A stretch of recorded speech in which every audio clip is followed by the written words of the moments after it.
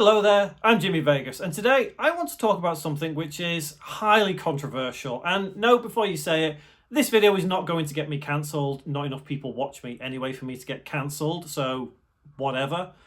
But are video games going far too woke? Are they trying to push an agenda to us?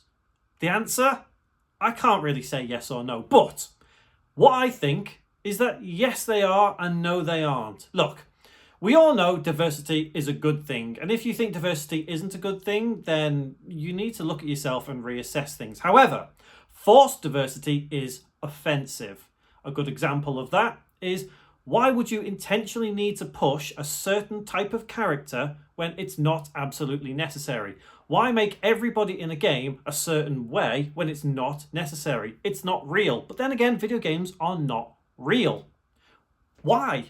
Why does this happen? Well, if you look at some companies like Disney, for example, they look like they are pushing an agenda. There is this term wokeism that exists, and you know what?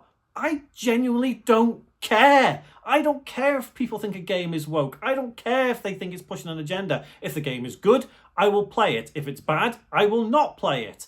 I like games. I like characters. I like anybody. Let's look at Deathloop as an example, okay? Deathloop has the main character, Cole, who is black. And you know what? His character works. I think it is a great character in Deathloop. And if they tried to put someone like, I don't know, Chris Redfield in there, a white bloke, that would suck.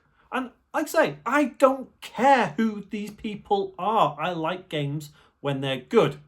Now, if you look at other games, I would say specifically JRPGs, they do tend to be one sort of character.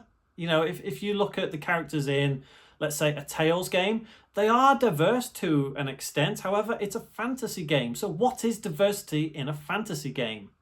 There was this company a couple of years ago where they were not necessarily exposed, but I'm going to use the word exposed to say that companies would go to these and ask them to basically add in diversity into a storyline or wokeism into a storyline, and they will quite proudly push that agenda.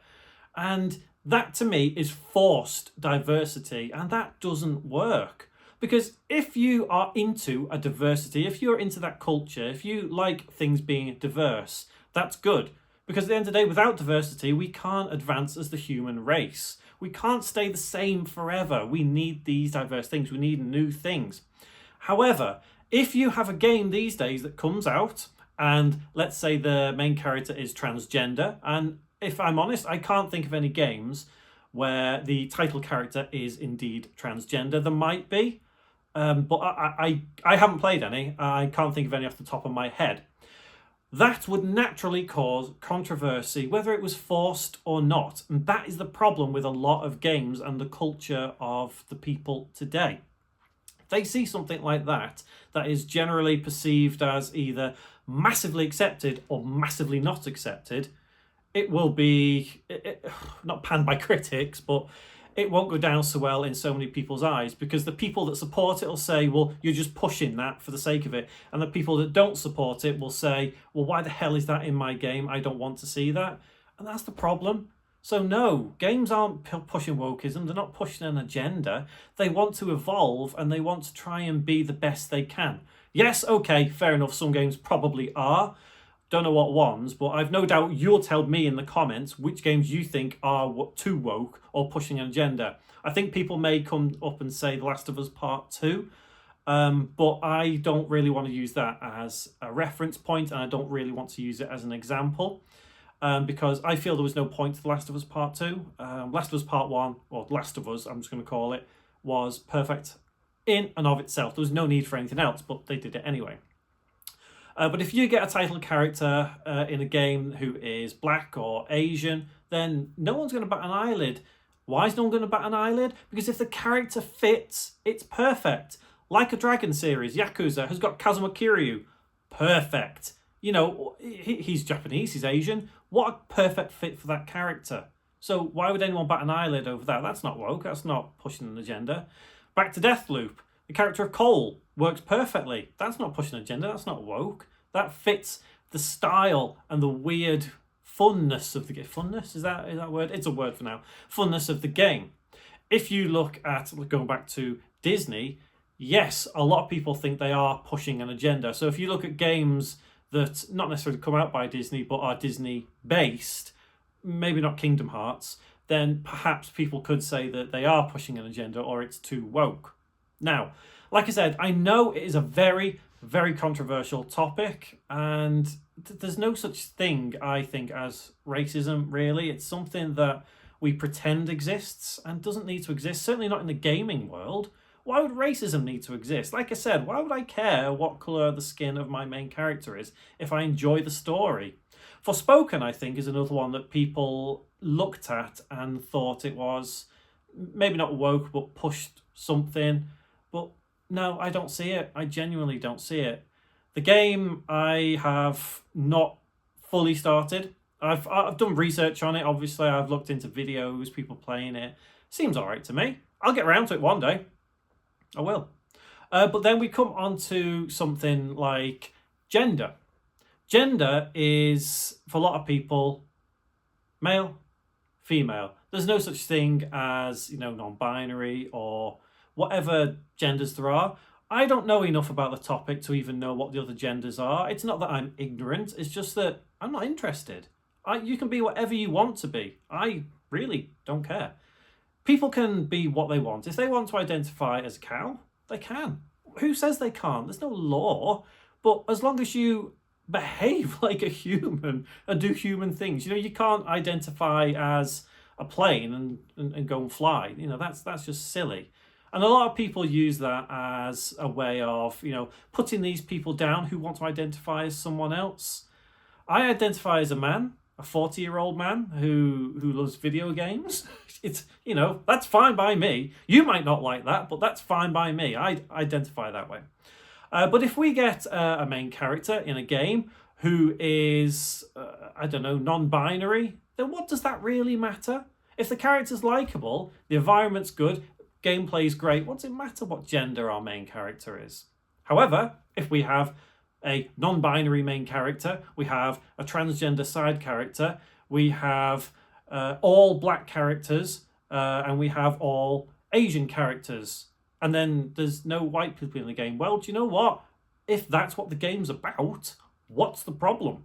However, if that's forced, there is your problem right there. And that game would be pushing an agenda. It would be trying to appeal to all these people who think the world needs to be whatever they think it is inside their head. A lot of people will say that, oh, it's an illness, it's a mental illness. But again, is me being a 40-year-old man and playing video games, I haven't got any to hand on me, but over there I've got some really, really weeby video games. Is that a mental illness? No, it's just what I like. It's just what I want to be and what I want to do. So a lot of it comes down to perhaps the developer of a game. Let's take Yandere Simulator, for example. I'm not going to go into too much of that, but if you don't know what Yandere Simulator is, perhaps maybe pause the video, have a quick Google, and then come back. So the person that developed that seemed like he was a bit of a nutcase, but you know what? I don't think he was. There is pressure that people have to do certain things in a game, and yeah, we ended up with Yandere Simulator. I've never actually played it. I just kind of followed the story and watched it, bit by bit and see what happens. It's been going on for many, many years. But the ultimate thing I want to get to with this video is to say that no, I don't think games are going woke. No, I don't think they are pushing an agenda. Yes, there is diversity in them. And yes, there is forced diversity in some video games. And that forced diversity is the problem. It's always going to be the problem, no matter what. And you can comment, you can dislike, you can call me out for whatever you want. But at the end of the day, we all know forced diversity is offensive. Why would you need to force diversity in a video game? It's an art form. It's a medium. Why? You don't need to do that. There are films out there that push really, really hard, the whole diversity thing, and it's clear that it's forced. Sometimes it's not clear that it's forced, and you sit and wonder, I'm not sure about that. But at the end of the day, video games are what I love. I don't care who makes them, what they want to identify as, what they do for a living other than make video games. you know, who they're married to, their orientation, anything like that. Who cares? If video games are good, I will play video games. If they are bad, I will not play them. Anyway, what do you think about all of this? Comments, please try and keep them nice, people. Please try and keep them nice. This is not a video where people are supposed to argue. I might... do you know what? I was going to say I might turn off comments, but at the end of the day, not enough people watch me anyway. I'll be lucky if this video cracks 100 views. So yeah, let me know what you think in the comments below, and I'll see you in the next one.